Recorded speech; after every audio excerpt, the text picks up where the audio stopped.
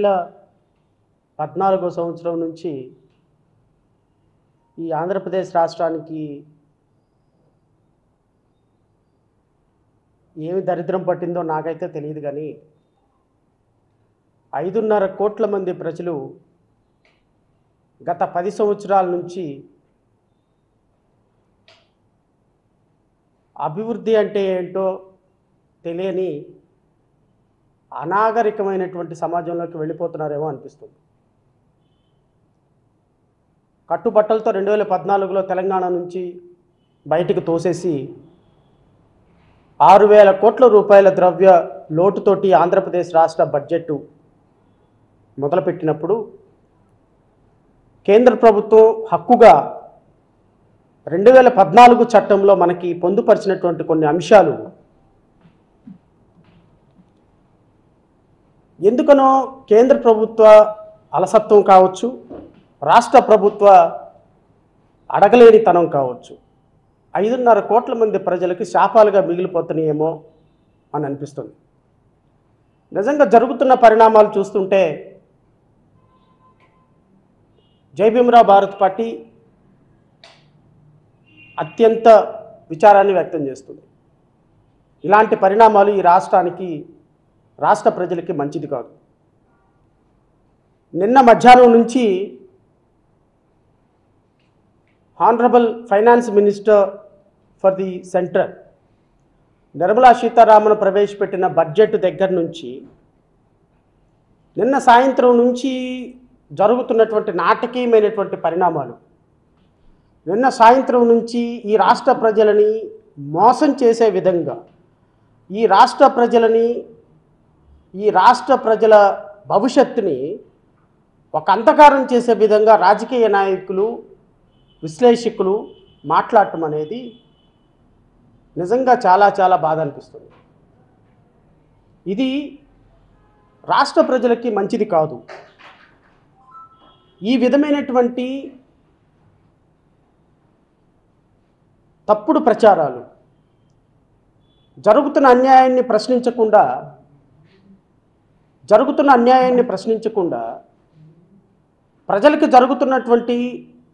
ప్రజలకు చేస్తున్నటువంటి ద్రోహాన్ని ప్రజలకు చెప్పకుండా ఒక మీడియా ద్వారా, కొన్ని ప్రచార మాధ్యమాల ద్వారా ఆంధ్రప్రదేశ్ రాష్ట్ర ప్రజలను ఇంకా గుడ్డివాళ్లుగా మార్చడానికి చేస్తున్న ప్రయత్నాన్ని మాత్రం కళ్ళు మూసుకొని చూస్తూ ఉండలేక ఈరోజు మీడియా ముందుకు రావాల్సి వచ్చింది. ఒక రాజకీయ పార్టీగా రాష్ట్ర భవిష్యత్తును కాంక్షించేటువంటి బాధ్యత మా మీద కూడా ఉంది. ఈ రాష్ట్రానికి జరుగుతున్నటువంటి అన్యాయాన్ని ఎదిరించి ప్రశ్నించాల్సినటువంటి బాధ్యత మా మీద కూడా ఉంది. ఈ రాష్ట్రానికి 164 సీట్లతోటి కూటమిని అత్యున్నతమైనటువంటి అధికారంలో కూర్చోబెట్టినటువంటి అధికారం కేంద్రం ముందు సాగిలపడి మొక్కుతుంటే, కేంద్రం పాదాల కింద బానిసల్లాగా బ్రతుకుతుంటే ప్రశ్నించాల్సినటువంటి బాధ్యత ఈ రాష్ట్రంలో ప్రతి పౌరుడి మీద ఉంది. అలాంటి ప్రశ్నించేటువంటి పౌరులకి చైతన్యం చేయవలసినటువంటి బాధ్యత కొద్ది గొప్ప చదువుకున్న వాళ్ళగా మా మీద ఉంది. కాబట్టి ఈరోజు మీడియా ముందుకు రావాల్సి వచ్చింది. అసలు వాస్తవాలేంటి, బడ్జెట్ వాస్తవాలేంటి, బడ్జెట్లో జరిగిన కేటాయింపులేంటి, మన ఆంధ్రప్రదేశ్ రాష్ట్రానికి ఇచ్చినటువంటి నిధులేంటి, ఆంధ్రప్రదేశ్ రాష్ట్రానికి కేంద్ర ప్రభుత్వం హక్కుగా ఇచ్చినటువంటి నిధులేంటి, 2014 సంవత్సరం రీఆర్గనైజేషన్ యాక్ట్ ద్వారా మన రాష్ట్రానికి రావాల్సినటువంటి హక్కులేంటి, ఆ హక్కుల్ని ఏ విధంగా మనం నెరవేర్తించుకున్నాం, ఏ విధంగా ప్రచారం జరుగుతుంది, ఏ విధంగా ప్రచార మాధ్యమాలు మాట్లాడుతున్నాయి, ఏ విధంగా కళ్ళార్పకుండా అసెంబ్లీలో అబద్ధాలు ఆడుతున్నారు అనేటువంటి విషయాల్ని రాష్ట్ర ప్రజలకు చెప్పాల్సిన బాధ్యత చదువుకున్న వ్యక్తులుగా, ఒక న్యాయవాదిగా, ఒక పార్టీ అధ్యక్షుడిగా మా మీద ఉంది. కాబట్టి ఈరోజు మీ ముందుకొచ్చి మాట్లాడాల్సినటువంటి అవసరం ఏర్పడింది. ఆంధ్రప్రదేశ్ రాష్ట్ర ప్రజలందరికీ కూడా మీరందరూ నేను చెప్పే విషయాలు ఏదో తెలుసుకొని ప్రభుత్వాల మీద తిరగబడతారని, లేకపోతే ఇప్పటికిప్పుడు కూటమి ప్రభుత్వాన్ని విమర్శించాలి అని, లేదా కూటమి ప్రభుత్వాన్ని కూలదొయ్యాలి అని కానీ, లేకపోతే కూటమి ప్రభుత్వం చేస్తున్నది తప్పు అని చెప్పడానికి ఈ ప్రెస్ మీట్ పెట్టలేదు. ఈ ప్రెస్ మీట్ పెట్టడానికి ఒకే ఒక కారణం, ప్రజలకు వాస్తవాలు తెలియాలి. People of this country should know truth. What is truth? ఏదో నాకు 4 ఛానల్స్ ఉన్నాయి కదా అని 4 ఛానల్స్లో అబద్ధపు ప్రచారాన్ని చేసుకుంటూ వెళ్ళిపోతే, ఏదో మాకు 4 యాంకర్లు ఉన్నారు కదా అని అబద్ధ ప్రచారాన్ని చేసుకుంటూ వెళ్ళిపోతే నిజం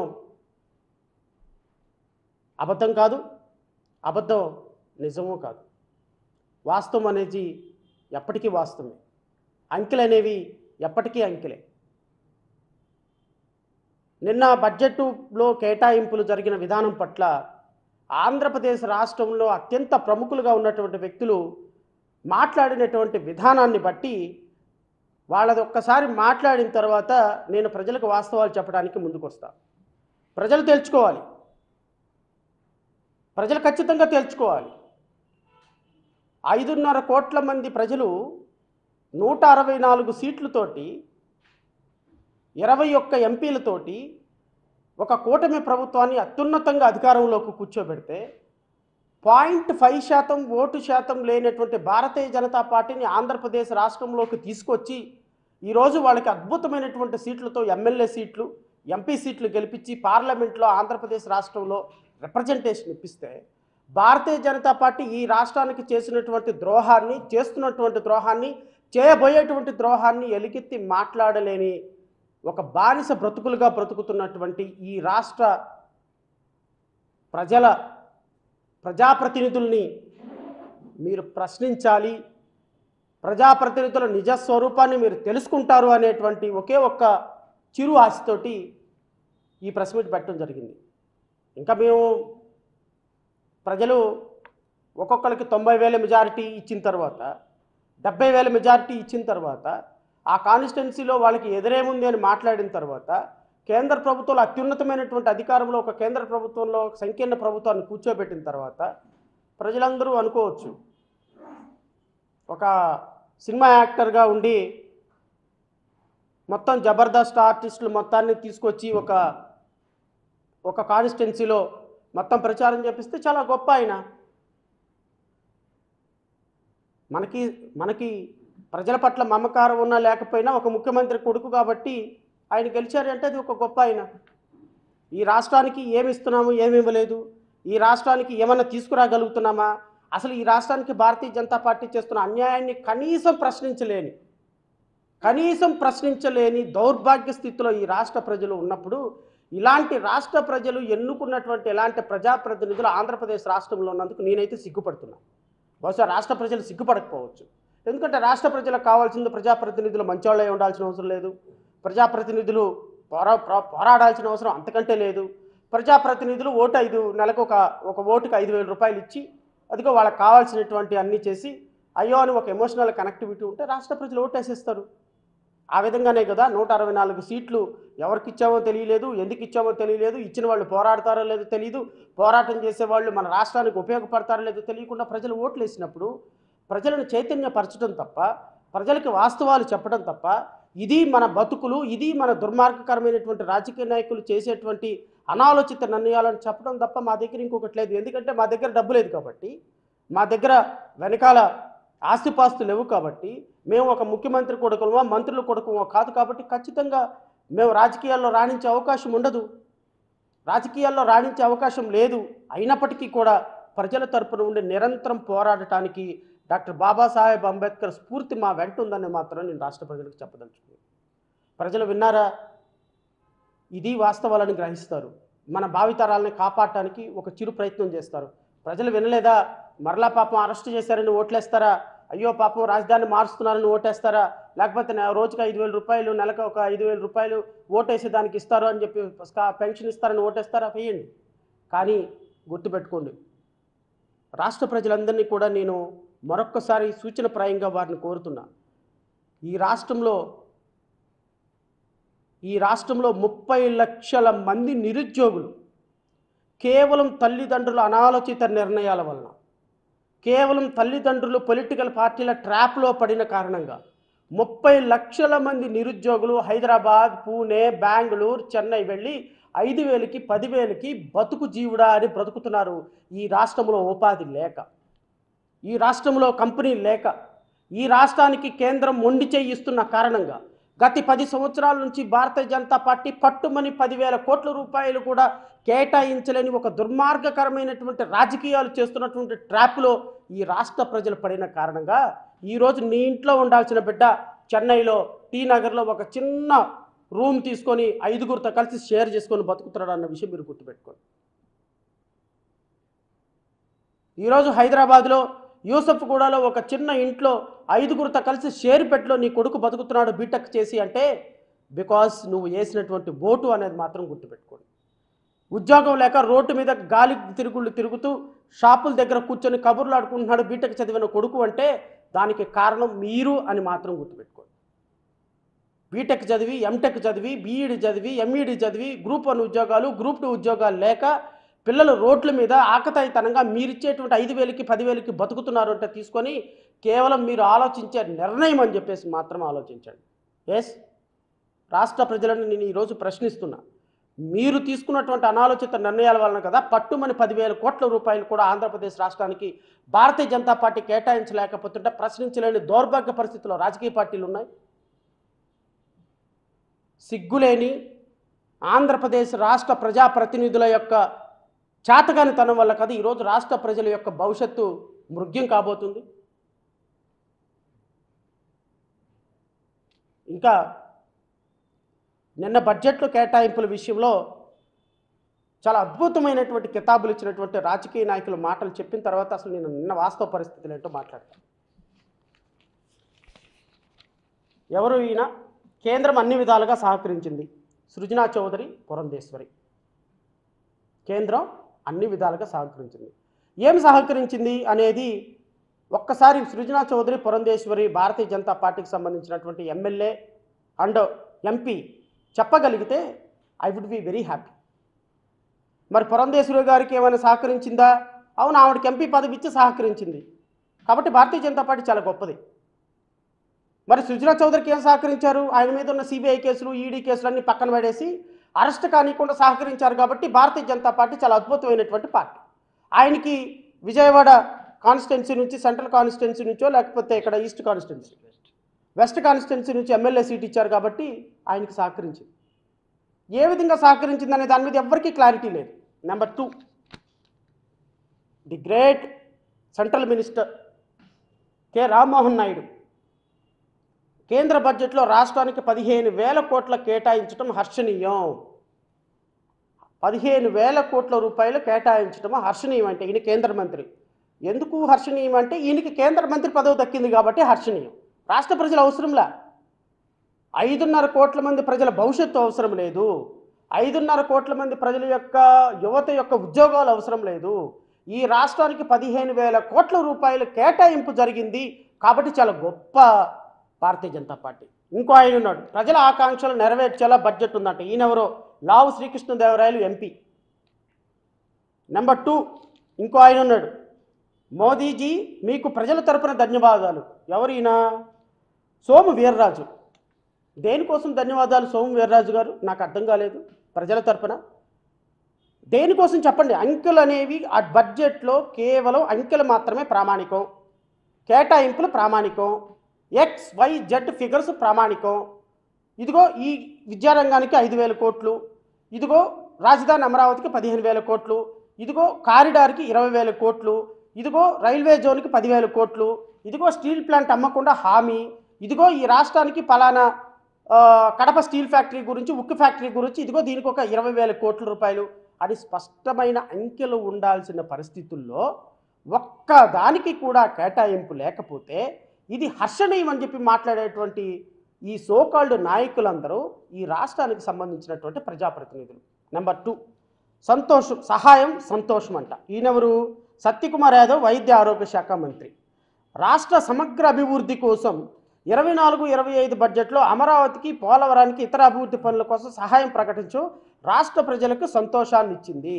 రూ 15,000 కోట్ల అమరావతికి సహకారాన్ని ప్రకటించడంతో పాటు అవసరమైనప్పుడు మరింత సాయం ఇస్తామని హామీ ఇవ్వటం చాలా గొప్ప విషయం అంట. ఈయనకి 15,000 కోట్ల రూపాయల సాయం, గ్రాంట్. అది అప్ప ఒక మంత్రిగా, ఒక కేంద్ర మంత్రులుగా పనిచేస్తున్నటువంటి మీకు గ్రాంట్కి హెల్ప్కి సహకారానికి లేకపోతే గ్రాంట్కి తేడా తెలియని మీరు ఈ రాష్ట్రానికి సంబంధించినటువంటి కేంద్ర మంత్రులు రాష్ట్ర మంత్రులు అయ్యి ఈ రాష్ట్ర భవిష్యత్తును ఎక్కడికో తీసుకెళ్తారంట అంతరిక్షంలోకి.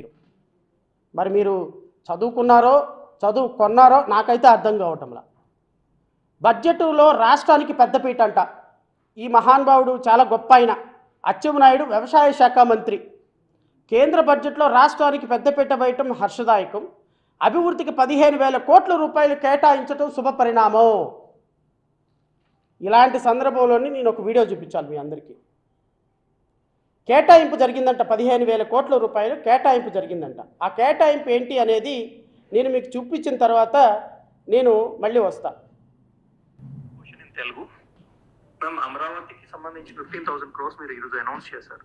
దీంతో పాటు పోలవరం ప్రాజెక్ట్కి సంబంధించి అనౌన్స్ చేశారు. సో 15,000 crores గవర్నమెంట్ గ్రాంట్ ఇస్తుందా లేదా లోన్ రూపంలో ఇస్తుందా? ఒకటి. రెండు, పోలవరం ప్రాజెక్టుకి సంబంధించి అనౌన్స్ చేసినారు. పోలవరం ప్రాజెక్టు పూర్తి సపోర్ట్ ఇస్తామని చెప్పారు. ఎంత మొత్తంలో ఇవ్వడానికి అవకాశం ఉంది కేంద్ర ప్రభుత్వం? ముందుగా పోలవరం గురించి మాట్లాడితే దానికి ఒక పోలవరం నేషనల్ ప్రాజెక్ట్స్, సో అది కేంద్ర ప్రభుత్వం మీద ఉంటుంది. మోస్ట్ నేషనల్ ప్రాజెక్ట్ అని చెప్పినప్పటికీ అది సెంట్రల్ గవర్నమెంట్ ఇంప్లిమెంట్ చేస్తుంది. కానీ ఇక్కడ ఆంధ్రప్రదేశ్ గవర్నమెంట్ ఇంప్లిమెంట్ చేస్తుంది నేషనల్ ప్రాజెక్ట్ ని. అది 2014లో మనం ఒప్పుకున్నాం ఆ కండిషన్ కి. దాని ప్రకారం రీహాబిలిటేషన్ ఎంతవరకు కట్టుబాటు ఉంటుంది, ఎంతవరకు గ్రామంలో ఉన్న వాళ్ళని అక్కడి నుంచి తరలించినప్పటికీ వాళ్ళకి ఇవ్వాల్సిన అమౌంట్ ఎంత ఉంటుంది, రిలీఫ్ రీహాబిలిటేషన్ 2013 యాక్ట్ కింద, ఇవన్నీ డీటెయిల్స్ అప్పటికే ఒక లెవెల్ గా ఒప్పుకున్నాక కేబినెట్ నుంచి అప్రూవల్ తీసుకున్నారు. అప్రూవల్ ఒక ఎత్తు వరకు పోలవరం డ్యామ్ బిల్డ్ చేయడానికి. దాని తర్వాత కన్స్ట్రక్షన్స్ మొదలు పెట్టినప్పటికీ మెల్లమెల్లగా ఒక హైట్ వరకు వచ్చి దాని తర్వాత కింద ఉన్నటువంటి గ్రామాలకి ఇచ్చాం కానీ పైన ఉన్నటువంటి గ్రామానికి ఇవ్వలేదు. ఇట్లాగా కొత్త ఇష్యూస్ రావడం మొదలైంది. సో నేను మీకు చెప్పవలసిన విషయం ఏంటంటే, ఇప్పుడు వరకే ఒప్పుకున్న అన్ని కండిషన్స్ కి గవర్నమెంట్ ఎంతవరకు డబ్బు ఇవ్వాలో అది ఇస్తాం. ఇప్పటికీ ఇంకా కొత్త ప్రాబ్లమ్స్ కూడా కొంచెం వచ్చి ఉన్నాయి, నేను ఆ వివరంలో వెళ్ళలే. కానీ అది ఒక నేషనల్ ప్రాజెక్ట్, మేము ఒప్పుకున్నాం. సెంట్రల్ గవర్నమెంట్ అది తనకంటూ ఉన్నటువంటి ఒక ప్రాజెక్ట్ అని ఒప్పుకుంది. సో అది కంప్లీట్ చేయడానికి ఎంత అవుతుందో అంత మేము చేయాల్సిందే. తర్వాత అది గ్రాంటా లేదు సెంట్రల్ గవర్నమెంట్ మల్టీనేషనల్ బ్యాంక్ నుంచి తీసుకొస్తున్నారు ఏంటి అని అంటే, నేషనల్ ప్రాజెక్ట్ అన్నప్పటికీ ఖర్చు మాది కదా. సో గ్రాంటా అని అడగడానికి అక్కడ ఆస్కారం లేదు.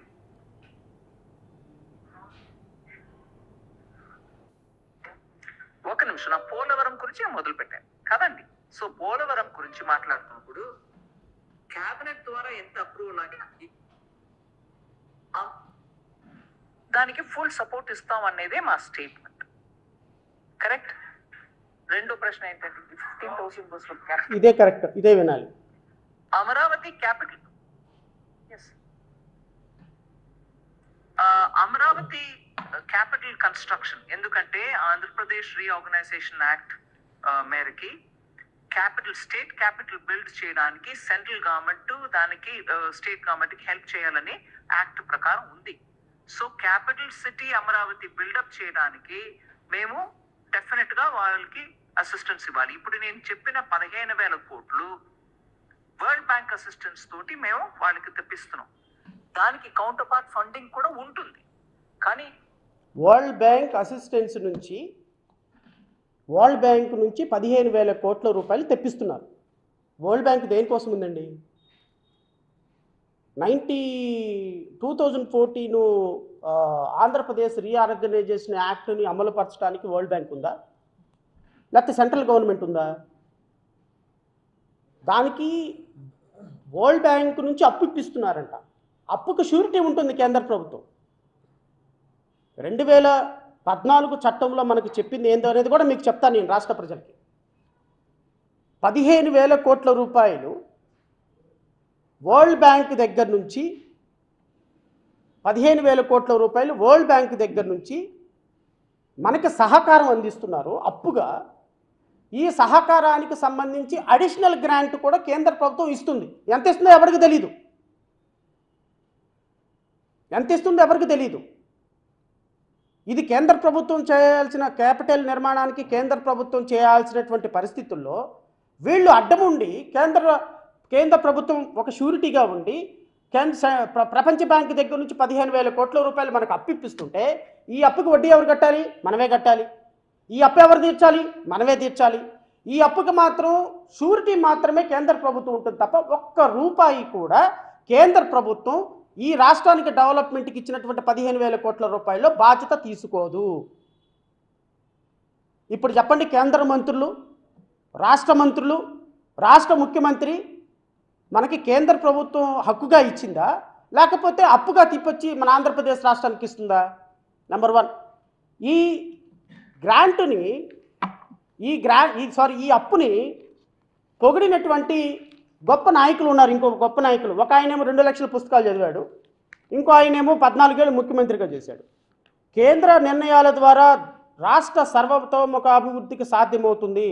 ప్రధాని మోడీ, ఆర్థిక మంత్రి నిర్మలా సీతారామన్కి ప్రత్యేక కృతజ్ఞతలు. ఇంకా ఆయన గౌరవ ముఖ్యమంత్రి గారు, ఆనరబుల్ చీఫ్ మినిస్టర్, మన ప్రతిపాదనలకు కేంద్రం ఆమోదం తెలిపింది. ఏం ప్రతిపాదన పెట్టారు? అప్పు కోసం అడిగాడు ఆయన. కేంద్రం దగ్గరికి 2-3 సార్లు వెళ్ళింది ప్రతిపాదన. అప్పు కోసం ప్రతిపాదన పెట్టారా మీరు? నెంబర్ 1. ప్రధాని మోడీ, కేంద్ర ఆర్థిక మంత్రి సీతారామన్కు కృతజ్ఞతలు. రాష్ట్ర ఆర్థిక సంక్షోభంలో కూరుకుపోయిన దిశలో కేంద్రం చేసిన ఈ సాయం ఎంతో ఉపయోగపడుతుంది. ఏ రూపాయన నిధులు వచ్చినా అది రాష్ట్రానికి ఎంతో మేలు చేస్తుంది. ఏ రూపాయన నిధులు వచ్చినా, అంటే అప్పు వచ్చినా పర్లా, వడ్డీకి షార్ట్ టర్మ్ వడ్డీకి లాంగ్ టర్మ్ వడ్డీకి ఇచ్చినా పర్లా. బట్ మనం కేంద్రం ఒక చేయి ఎత్తమంటే 2 చేతులు ఎత్తుతున్నాం కదా పార్లమెంట్లో. తెలుగుదేశం పార్టీ 2 చేతులు ఎత్తుతున్నందుకు మనకిచ్చినటువంటి పెద్ద సహకారం ఏంటి అంటే ఈ రాష్ట్రానికి 15,000 కోట్ల రూపాయలు అప్పు. దీనికి గౌరవనీయులైనటువంటి ముఖ్యమంత్రి గారు, గౌరవనీయులైనటువంటి ఉప ముఖ్యమంత్రి గారు, రాష్ట్ర మంత్రులు ఈ రాష్ట్రానికి 15,000 కోట్ల రూపాయలు అప్పు ఇప్పించినటువంటి కేంద్ర ప్రభుత్వాన్ని పేపర్ల నిండా, అసెంబ్లీ నిండా పోగొడుతుంటే ఈ రాష్ట్ర ప్రజలు దేనికోసం మీకు ఓటేశారు అని రాష్ట్ర ప్రజల తరపున నేను కూటమి ప్రభుత్వాన్ని ప్రశ్నిస్తున్నా. 94 యాక్ట్ ఏం చెప్పింది? మీరు ఈరోజు రాష్ట్ర ప్రభుత్వాన్ని దగ్గర సాగిలు పడి కేంద్ర ప్రభుత్వం దగ్గర బతకాల్సిన అవసరం ఏమొచ్చింది? నేను చెప్తాను. 2014లో వచ్చినటువంటి 94 యాక్ట్, 94 సెక్షన్, ఇది ఆంధ్రప్రదేశ్ రీఆర్గనైజేషన్ యాక్టు పార్లమెంటు సాక్షిగా మన ఆంధ్రప్రదేశ్ రాష్ట్రం విడిపోతున్నప్పుడు పాస్ చేసినటువంటి చట్టం. దీంట్లో సెక్షన్ 94 ఏం చెప్తుందో ఒకసారి రాష్ట్ర ప్రజలకు చదివి వినిపిస్తారు. Physical measures including tax incentives. The central government shall take appropriate physical measures including offer of tax incentives to the successor states to promote industrialisation and economic growth in both the states. రాష్ట్రం విడిపోతున్న కారణంగా ఏర్పాటు అవబోయేటువంటి రాష్ట్ర ప్రభుత్వాలకి, ఇది 2014లో కేంద్ర ప్రభుత్వం pass చేసినటువంటి చట్టం, కొత్తగా ఏర్పాటు అవబోయే రాష్ట్రాలకి ట్యాక్స్ ఇన్సెంటివ్స్ ఇవ్వాలి. ట్యాక్స్ అంటే ఆ రాష్ట్ర ప్రభుత్వం ఆర్థికంగా కోలుకోలేదు కాబట్టి, కొత్తగా క్యాపిటల్ లేదు కాబట్టి, నిర్మాణాలు జరగవు కాబట్టి ఆ రాష్ట్రానికి ట్యాక్స్ ఇన్సెంటివ్స్ ఇవ్వాలి. ఈ ట్యాక్స్ ఇన్సెంటివ్స్ ఈ రాష్ట్రానికి ఒక్క రూపాయినా 2014 నుంచి వచ్చిందా? మన బడ్జెట్ మొత్తం ఎంతండి? భారతదేశ బడ్జెట్ 48 లక్షల కోట్లు. 48 లక్షల కోట్లలో మన రాష్ట్రానికి 15,000 కోట్ల రూపాయలు అప్పుగా ఇప్పించింది అని సంకలు గుర్తుకుంటున్నట్టు ఆంధ్రప్రదేశ్ రాష్ట్ర ప్రజాప్రతినిధులు మీ తలలు ఎక్కడ పెట్టుకోవాలయా? ఒక్కసారి ఆలోచన చేయండి. సెక్షన్ 94 ప్రకారం ఒక్క రూపాయి కూడా ట్యాక్స్ ఇన్సెంటివ్స్ రాకపోతే ఎందుకు మాట్లాడట్లేదు? 2 లక్షల పుస్తకాలు చదివినటువంటి పవన్ కళ్యాణ్ గారు ఎందుకు మాట్లాడటం లేదు? ఈ రాష్ట్రాన్ని మీరు తప్ప ఇంకెవరు అభివృద్ధి చేయలేదని చెప్పేటువంటి ఒక గొప్ప ముఖ్యమంత్రి గారు ఎందుకు మాట్లాడటం లేదు? ఎందుకు ప్రశ్నించడం లేదు? దేనికోసం ప్రశ్నించడం లేదు? ఎందుకు ఇంత అద్భుతంగా రాష్ట్ర బడ్జెట్ రాష్ట్రానికి సహకారం చేశారు, కేంద్రం సహకారం చేసిందని సాగలు పడుతున్నారు మంత్రులందరూ కూడా. రాష్ట్ర ప్రజలకి చెప్పండి, నేను మాట్లాడేది తప్పైతే నేను మరలా కోరుతున్నా. ఇదిగో ఈ రాష్ట్రానికి, ఇదిగో కేంద్ర ప్రభుత్వం, ఇదిగో ఈ రూపాయి ఇక్కడ ఇచ్చింది, ఇదిగో ఈ విధంగా గుజరాత్ రాష్ట్రానికి స్పష్టమైన కేటాయింపులు చేశారు, స్పష్టమైన కేటాయింపులు. నేను అడుగుతున్నా, పోలవరానికి ఎంత డబ్బులు ఇస్తామనేది చెప్పారా కేంద్ర ప్రభుత్వం? నెంబర్ 1. పోలవరం ఎప్పట్లోకి కంప్లీట్ చేస్తామనేది ఏమైనా చెప్పారా? నెంబర్ 2, చెప్పలా. ప్రత్యేక హోదా గురించి ఏమైనా స్పష్టమైన ప్రకటన ఉందా? నెంబర్ 3, ప్రకటన లేదు. నెంబర్ 4, స్టీల్ ప్లాంట్ అమ్మము అని ఏమైనా చెప్పారా? స్టీల్ ప్లాంట్కి ఆర్థిక సహకారం అందించి దాన్ని బతికిచ్చే ప్రయత్నం చేస్తామని ఏమైనా చెప్పారా? ప్రత్యేక రైల్వే జోన్ ఇవ్వాలి అనుకున్నాము, ప్రత్యేక రైల్వే జోన్ గురించి ఇదిగో ప్రతిపాదనలు ఉన్నాయని ఏమైనా చెప్పారా? నో. కడప స్టీల్ ఫ్యాక్టరీకి సంబంధించి ప్రతిపాదనలు ఏమైనా చెప్పారా? నో. పెట్రోకెమికల్ ఫ్యాక్టరీ గురించి ప్రతిపాదనలు ఏమైనా చెప్పారా? నో. భోగాపురం దగ్గర కడుతున్నటువంటి ఎయిర్పోర్ట్కి అదనపు ఇన్సెంటివ్స్ ఏమైనా ఇస్తామని చెప్పారా? నో. వెనుకబడిన జిల్లాలకి అది కూడా వస్తా. ఏ ఒక్క దాంట్లో కూడా స్పష్టమైనటువంటి ఎలాకేషన్ లేకుండా 15,000 కోట్ల రూపాయలు సెంట్రల్ బ్యాంక్ నుంచి, ప్రపంచ బ్యాంక్ నుంచి మనకు రుణాన్ని ఇప్పిస్తూ దానికి మ్యాచింగ్ గ్రాంట్ ఉంటుంది. ఎంత ఉంటుంది ఎవరికి తెలియదు. మ్యాచింగ్ గ్రాంట్ ఉంటుందో లేదో తెలియదు. అదనమైనటువంటి ఇన్సెంటివ్లు ఉంటాయో లేదో ఎవరికి తెలియదు. ఇస్తుందో లేదో కూడా తెలియదు. స్పష్టమైన ప్రకటన బడ్జెట్లో లేనప్పుడు no state can ask as a matter of right. This is a business rule, simple rule. మేమని చెప్పామా 10,000 కోట్లు ఇస్తామని? నో. 15,000 కోట్ల రూపాయలు అప్పు ఇప్పిస్తాం. రేపు అప్పు కట్టుకోండి మీరు. ఇప్పుడు 14 లక్షల కోట్లు అప్పు అయింది కదా ఆంధ్రప్రదేశ్ రాష్ట్రానికి. అప్పులో అప్పు ఇంకో 15,000 కోట్ల రూపాయలు కట్టండి. దానికి మీ కేంద్ర ప్రభుత్వం హామీగా ఉండి వాళ్ళకి ఏంటో 15,000 కోట్లు అమరావతితో కట్టుకుంటారంటే అంటారు. బట్ మాకు అవసరం లేదు, మేము కూడా రూపాయి ఇవ్వం. ఆంధ్రప్రదేశ్కి ఎందుకేమో? ఇవ్వకపోతే అడిగేవాడు ఎవడని ఉన్నాడా? పీకేవాడు ఎవడని ఉన్నాడా? వచ్చి అందరూ కాళ్ళు పిసికేవాళ్లే కదా. మా దేశానికి వచ్చి ముఖ్యమంత్రులు అందరూ వచ్చి, కేంద్ర మంత్రులు అందరూ వచ్చి, ఇక్కడ ఉన్నటువంటి ఉప ముఖ్యమంత్రులు అందరూ వచ్చి మా కాళ్ళు పిసికేవాళ్ళు. ఎందుకు మాట్లాడాలి వాళ్ళ గురించి? ఎందుకు ఇవాళ ఆంధ్రప్రదేశ్ రాష్ట్ర ప్రజలకి గొర్రెలు ఇష్టం ఉన్నా లేకపోయినా వాళ్ళే ఓటేసేస్తారు? ఇది కేంద్ర ప్రభుత్వం అవలంబిస్తున్న విధానం.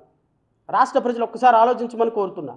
కేంద్ర ప్రభుత్వంలో అధికారికంగా చట్టం ప్రకారం మనకున్నటువంటి హక్కులను కూడా పొందలేని దౌర్భాగ్య స్థితిలో ఆంధ్రప్రదేశ్ రాష్ట్ర ప్రజలు, తెలుగు ప్రజలు ఉన్నారు అంటే ఇంతకంటే సిగ్గుచేటు ఇంకోటి ఏమైనా ఉందా అని అడుగుతున్నా. Clause 2, 94 Clause 2.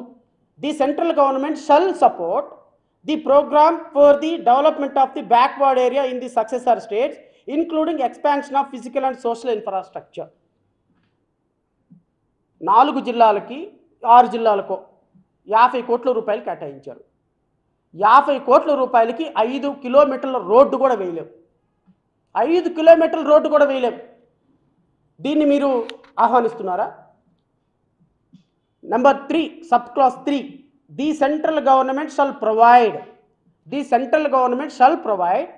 special financial support for the creation of essential facilities in the new capital of the successor state of Andhra Pradesh, including the Raj Bhavan, High Court, Government Secretariat, Legislative Assembly, Legislative Council and such other essential infrastructure.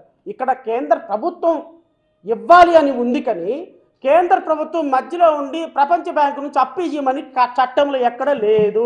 ఒకవేళ మీరు తెలుసుకోకపోతే, ఎవరైతే so called 2 లక్షల పుస్తకాలు చదివిన honourable deputy chief minister, ఒకవేళ మీకు తెలుసుకోకపోతే 14 సంవత్సరాలు ముఖ్యమంత్రిగా చేసినటువంటి హానరబుల్ చీఫ్ మినిస్టర్, ఒకవేళ మీకు తెలియకపోతే 30 సంవత్సరాలు ఎమ్మెల్యేగా చేసినటువంటి హానరబుల్ మినిస్టర్ అగ్రికల్చర్, ఒకవేళ మీకు తెలియకపోతే honourable minister for the central airways Ramurthy Naidu garu, లేకపోతే నిన్నగాక మన గుంటూరులో నుంచి అద్భుతమైనటువంటి కేంద్ర మంత్రిగా ప్రజా మద్దతుతో గెలిచినటువంటి పెమ్మసాని, లేకపోతే ఆరోగ్య శాఖ మంత్రి, మన రాష్ట్ర ఆరోగ్య శాఖ మంత్రి, మీరందరూ తెలుసుకోకపోతే తెలుసుకోండి. ప్రపంచ బ్యాంకు నుంచి అప్పు ఇవ్వమని చట్టంలో లేదండి. మీరు అప్పు ఇప్పించేసి ఈ రాష్ట్ర ప్రజలకి ఆ సినిమాలో బ్రహ్మానందం 10 పైసలు వేసేసి పో పండగ చేసుకోపో వెళ్ళు అంటాడు కదా పోకిరి సినిమాలో. మీరు ఈ రాష్ట్ర ప్రజల్ని అలా చూస్తున్నారు. ఈ రాష్ట్ర ప్రజల్ని మీరు అలా చూస్తున్నారు. పోనీ 48 లక్షల కోట్ల రూపాయల్లో నేను జై భీమ్రావ్ భారత్ పార్టీ నుంచి డిమాండ్ చేస్తున్న రాజకీయ పార్టీలన్నింటినీ కూడా, రాజకీయ పార్టీలో నాయకుల్ని ఈరోజు నువ్వు ఇంద్రుడివి, నువ్వు చంద్రుడివి అని మోడీని లేకపోతే వీళ్ళందరినీ పొగుడుతున్నటువంటి వీళ్ళందరినీ నేను కోరుతున్నా, ఆంధ్రప్రదేశ్ రాష్ట్రానికి కేటాయింపులు ఎలా జరిగినాయో అంకెలు ఏమైనా మీరు ప్రొవైడ్ చేయగలుగుతారా? నో. నీతో నేను డిబేట్కి రావడానికి సిద్ధంగా ఉన్నా. నేను డిబేట్కి వస్తా. దమ్ము ధైర్యం ఉంటే ఈ రాష్ట్రానికి జరిగిన కేటాయింపుల విషయంలో మీరు ఒక స్పష్టమైనటువంటి ప్రకటన చేయండి. జై భీమ్రావ్ భారత్ పార్టీ తరపు నుంచి నేను పాల్గొంటాను. నాకున్న అనుమానాలు మీ దగ్గర నుంచి నివృత్తి చేసుకుంటా. పేపర్లు మీ చేతిలో ఉన్నాయి కదా, మీడియా మీ చేతిలో ఉంది కదా, విశ్లేషకులు మీ చేతిలో ఉన్నారు కదా అని ఒక యామినేషన్ తోటి ఫోటోలు వేసేసి చంద్రబాబు నాయుడు గారిని ఒక మంచి ఫైటర్ లాగా చూపించి కోట్ల రూపాయలు లాక్కొస్తున్నట్టు కొన్ని ఫోటోలు వేసేసి టీవీలో డిబేట్ కార్యక్రమాలు పెట్టారే. నాయన మేధావులంతా వాళ్ళందరికీ చెప్తున్నా, ఇది అప్పుగా తీసుకొచ్చుకుంటున్నటువంటి డబ్బు, రేపు కట్టాల్సిందే. మీరు ఈ అప్పే బడ్జెట్లో అవసరంలా. ప్రతి శుక్రవారం బాండ్లు వేలం వేస్తుంది కదా రిజర్వ్ బ్యాంకు, అక్కడికి వెళ్ళి 15,000 కోట్ల రూపాయలు చక్కగా తెచ్చుకోవచ్చు, ఏం ప్రాబ్లమే లే దానికి. దానికోసం ఇంత బడ్జెట్ ఇంత అడావుడి అవసరం లేదు. పోనీ ఆంధ్రప్రదేశ్ రాష్ట్రానికి మాత్రం కేటాయించలేదు, మిగతా రాష్ట్రాలకు కూడా కేటాయించలేదు అంటానికి మనకంటే తక్కువ ఎంపీ సీట్లు ఉన్నటువంటి బీహార్ ప్రజల తెగింపు, బీహార్ ప్రజల మనసులను దోచుకున్న Nitish Kumar, the great visionary leader, ఆ రాష్ట్రానికి ఆ ముఖ్యమంత్రి దొరికినటువంటి విధానం ఒక అదృష్టం. నిన్న బడ్జెట్ కేటాయింపుల్లో బీహార్కి జరిగినటువంటి కేటాయింపులు కూడా నేను మీకు చెప్తున్నా.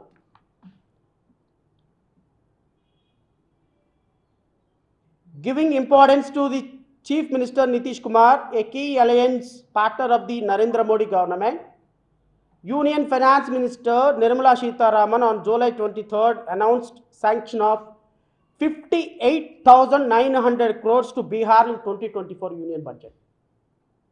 ఎంతండి? 58,900 కోట్ల 58,900 కోట్లు, అంటే 100 కోట్లు తక్కువ 59,000 కోట్ల రూపాయలు కేటాయింపు జరిగింది.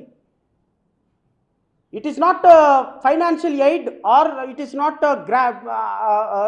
Not getting any fund from the world bank and all. కేంద్ర బడ్జెట్లో 48 లక్షల కోట్ల రూపాయలు, కేంద్ర బడ్జెట్లో 59,000 కోట్ల రూపాయలు బీహార్కి కేటాయించారు నిన్న. మీరేం గాడిదలు కాస్తున్నారయ్యా? కేంద్ర మంత్రులుగా ఉన్న మీరు ఈ రాష్ట్రానికి సంబంధించినటువంటి వనరులు అడగటంలో మీరు గాడిదలు కాసి తిరుగుతున్నారా? ఢిల్లీలో ఏం చేస్తున్నారు మీరు?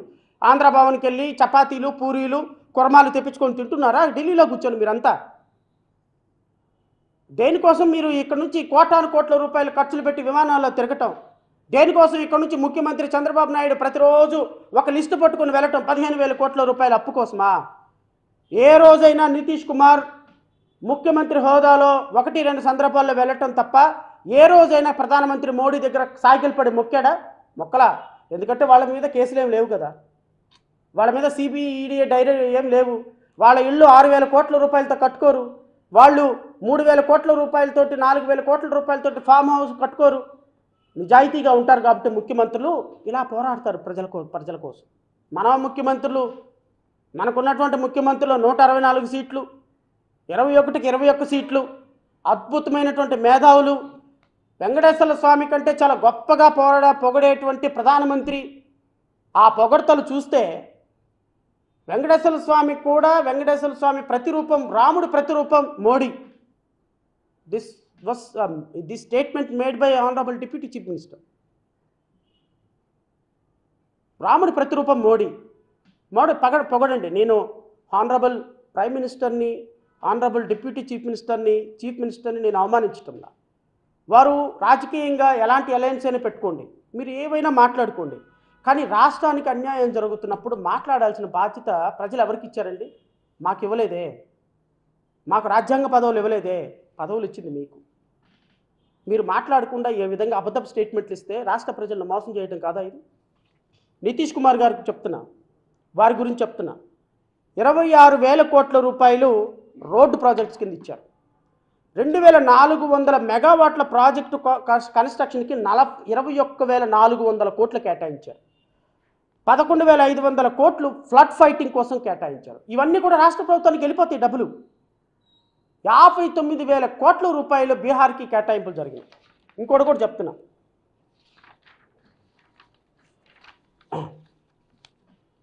ది సెంట్రల్ గవర్నమెంట్ ఇంకా వాళ్ళకి అష్యూరెన్సెస్ ఇచ్చారు. ఏమని? విష్ణుపద టెంపుల్ కారిడార్ నిర్మాణానికి, మొహమ్మదీ టెంపుల్ కారిడార్ నిర్మాణానికి, నలంద డెవలప్డ్ టూరిస్ట్ డెస్టినేషన్, వీటన్నిటి నిర్మాణానికి ఏమి తిరుపతి మీకు కనిపించలేదా? తిరుపతి నిర్మాణానికి ₹1 కేటాయించలేరా మీరు? ప్రపంచ ప్రఖ్యాతి గాంచిన వెంకటేశ్వర స్వామికి వచ్చి వెంకటేశ్వర స్వామి దగ్గర మీరు అలయన్స్ ఏర్పడి వెంకటేశ్వర స్వామి దయతోటి ఈరోజు మీరు ఈ రాష్ట్ర ప్రభుత్వాన్ని, కేంద్ర ప్రభుత్వాన్ని నడుపుతున్నారు కదా. మరి తిరుపతి డెవలప్మెంట్కి ₹1 ఇవ్వలేకపోయినారండి మీరు. ఆంధ్రప్రదేశ్ రాష్ట్రానికి 15,000 కోట్ల రూపాయలు అప్పు ఇప్పించిందని ఈరోజు మీరు ఇంత బాగా మాట్లాడుతున్నారే. మరి బీహార్కి 60,000 కోట్ల రూపాయలు ఎందుకు అంటే, ఇన్ని ఇచ్చినప్పటికీ కూడా ఒక మగాడిలాగా స్టేట్మెంట్ ఇచ్చిన నితీష్ కుమార్ ఏమన్నాడో చూస్తాను నేను. Today budget has again disappointed the people of Bihar. Bihar ప్రజలని ఈ బడ్జెట్ నిరుత్సాహపరిచింది.